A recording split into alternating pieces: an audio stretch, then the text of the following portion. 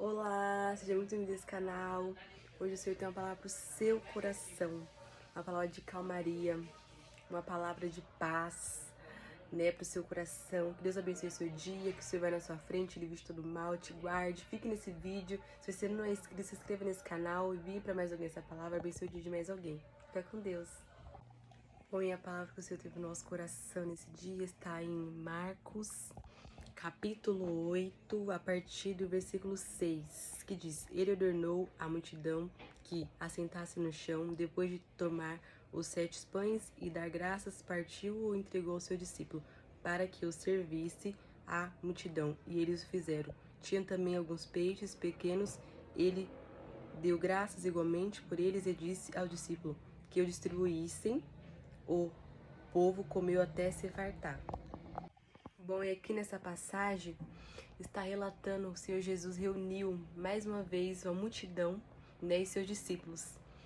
E essas pessoas estavam seguindo o Senhor já faz 3 dias, né? E assim, o Senhor teve compaixão dessas pessoas, né? Porque eles estavam com fome, eles estavam já há bastante tempo, né, sem comer. E o Senhor Jesus reúne os seus discípulos e pergunta o que eles têm, né? De comida, só que eles falam que só tem 7 pães, né? E o Senhor Jesus fala para ele acalmar as pessoas, as multidão, todos se sentassem, né? E o Senhor abençoa aqueles pães e aqueles peixes que eles tinham, né? E fala para o discípulo distribuir para aquela multidão. Era muita gente, não era poucas pessoas. E eles estavam bastante dias já sem comer, né? Mas o Senhor teve compaixão deles, né? E assim os discípulos distribuíram para todos, né? O Senhor abençoou aqueles pães, aqueles peixes e teve a multiplicação e todos comeram e se fartaram. Então assim, aqui a gente pode ver, né, que assim, aonde que não parecia que não tinha como, né? Parecia que não ia dar, mas o Senhor multiplicou, o Senhor fez, o Senhor proveu, né, na vida daquelas pessoas. Eles não ficaram sem comer, né? Todos comeram e se fartaram, né? E assim em nossas vidas também, o Senhor tem compaixão de nós, o Senhor tem misericórdia.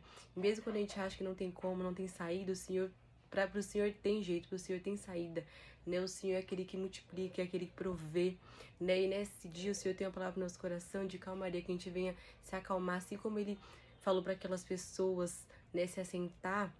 Assim, em nossas vidas também, que a gente venha se acalmar, que a gente venha lembrar que o Senhor não perde controle de nada, né? Que Ele é aquele que provê. A gente pode não ver saída, a gente pode achar que não tem como, não tem jeito, mas o Senhor aparece, o Senhor, para Ele nada é impossível.